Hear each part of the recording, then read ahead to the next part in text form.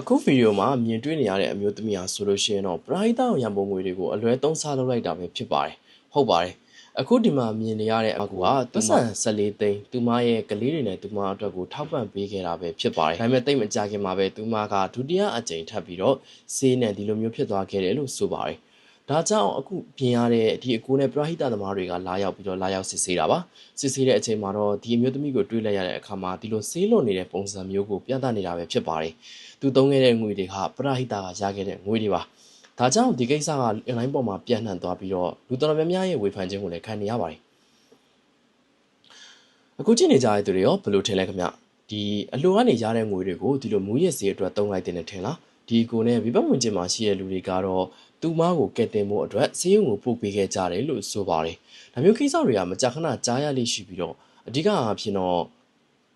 ကျွန်တော်တို့ငွေတွေပေးလိုက်ပြီးတဲ့အခါဘယ်လိုတွေသုံးစွဲလဲဆိုတာကိုပြန်ပြီးတော့စစ်ဆေးဖို့လိုနေတာပါအခုကြည့်နေကြတဲ့သူတွေရောဘယ်လိုမျိုးစစ်ဆေးလို့ရှိရင်အဆင်ပြေနိုင်မယ်ထင်လဲခင်ဗျ